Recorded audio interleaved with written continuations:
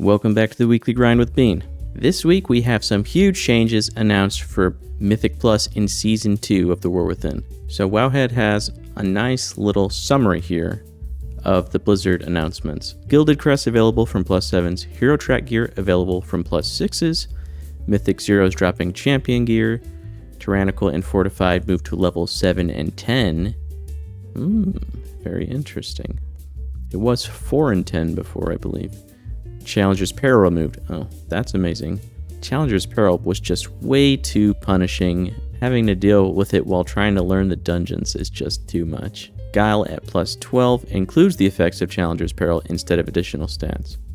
I like this change because at +12 you should already pretty well know the dungeons, and you should also be pretty well geared, so Challenger's Peril will be more about promoting that really high-end play without dying. Whereas before, when you're trying to gear and you're trying to progress, it just felt super punishing. But having it here at +12 and up makes a lot more sense, I think, because at that point, you know what you're doing, you've got your gear, you're just mastering it, you're perfecting the dungeons, Keys cannot deplete past that level once you've timed every dungeon at that difficulty. So if you time all 13s, keys cannot deplete past 13. Okay, it says starting at +12. So I'm guessing once you time all your 12s, it won't deplete anymore? I'm actually going to go through the post and read it all so we can get a little bit more answers than probably the summary has. We are rolling out some Mythic Plus changes with the release of The War Within Season 2 and wanted to share a few more insights on what you can expect to see when those changes arrive on the undermined public test realms. Season 2 Mythic Plus updates. Over the course of The War Within Season 1, the dev team has received extensive feedback on Mythic dungeons, much of which revolved around frustrations, especially in trying to progress through the system primarily in pickup groups. Okay, so it seems like these changes are really geared at pickup groups, which is, that's a very important audience to address, I think. Common areas of criticism have included the sense that players were faced with too many mechanics at once, failure was too punishing, the rewards felt insufficient for the challenge and effort required, and that it could be hard for many players to find groups as the community gravitated towards meta specs to help cope with these difficulties. Yeah, and I think that's exactly it. Those are all kind of just spot on because this season has been really friggin' tough. We've already approached our Season 2 dungeon rollout on the PTR and ongoing tuning with an eye towards addressing mechanical issues. Cast times on critical enemy spells have been significantly increased, tank damage spikes reduced in magnitude and or given better telegraphs. The overall number of threats in an average pack of enemies has been reduced and more.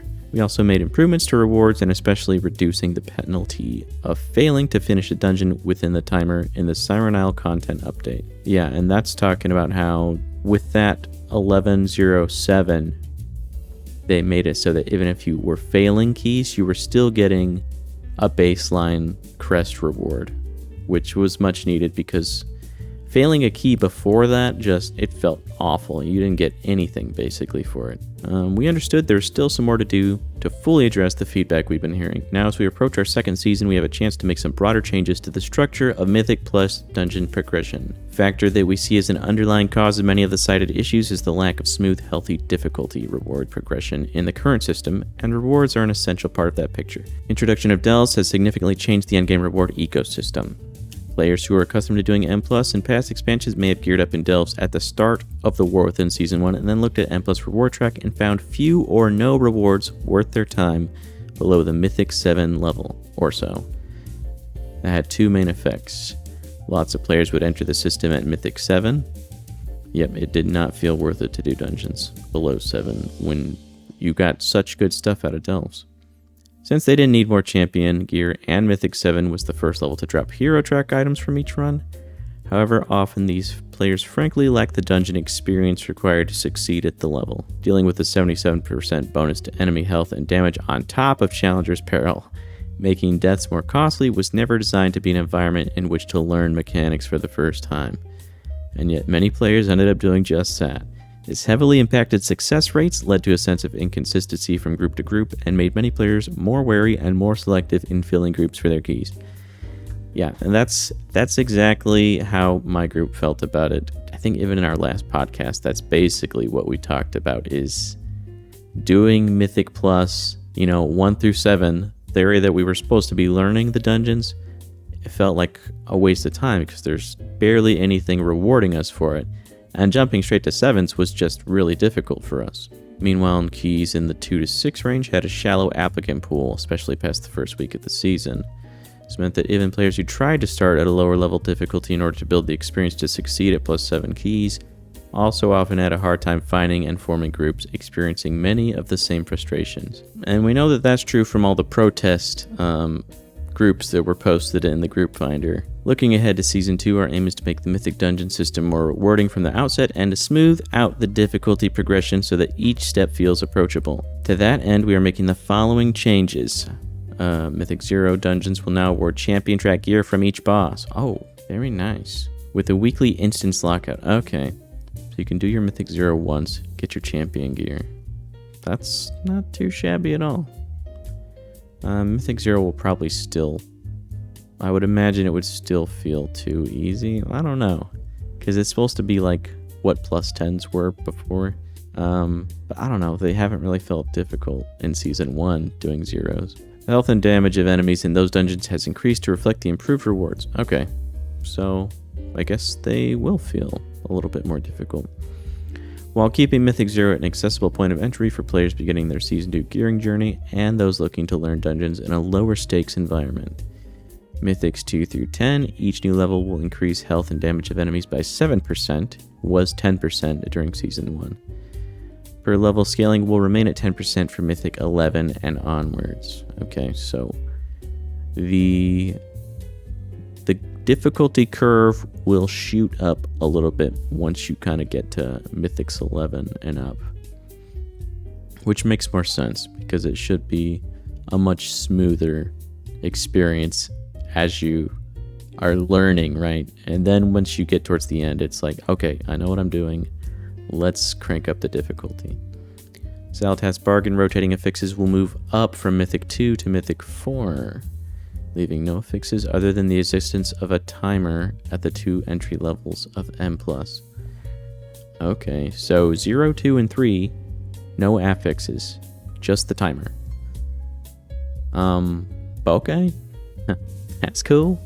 The alternating cycle of Tyrannical and Fortified will move up from 4 to replace Challenger's Peril affix at 7, with the other one continuing to take effect at Mythic 10. Okay, so you won't get either Tyrannical or Fortified at 4 anymore. It will start at 7, so this means Challenger... We already know Challenger's Peril doesn't kick in till 12, so 7, 8, and 9 will have either Tyrannical or Fortified. And then 10 and up will have Tyrannical and Fortified. With all the other changes, it should be easier to get up to those 7s. So I think it's fine. You'll still kind of get that little bit of variety for the kind of 7 through 9 range. And then, once you hit 10s, things start to kind of...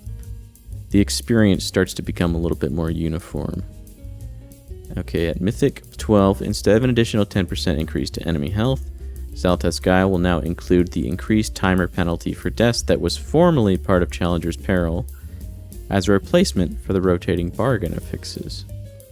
While the mechanic could feel overly punishing for groups still learning and progressing towards gear rewards, a focus on clean execution remains appropriate for the upper echelons of the system. Removing the extra 10% stance should make the transition into prestige tiers of the system feel like less of a wall. Yeah, I really like everything that they're saying here. I agree with all this. The requirements to achieve some key reward tiers have been reduced. Hero track gear is now available in the end of run chest for Mythic 6 dungeons. Gilded Crests are now available for Mythic 7 and up. Oh, very nice. So, I think Mythic was at 8 before, and now it's at 7. That's not too shabby. I like that. Okay, and here's your little chart here. So, just running a Mythic 2 will get you Hero Gear and Rune Crests. Didn't Rune Crests only drop from 4s before?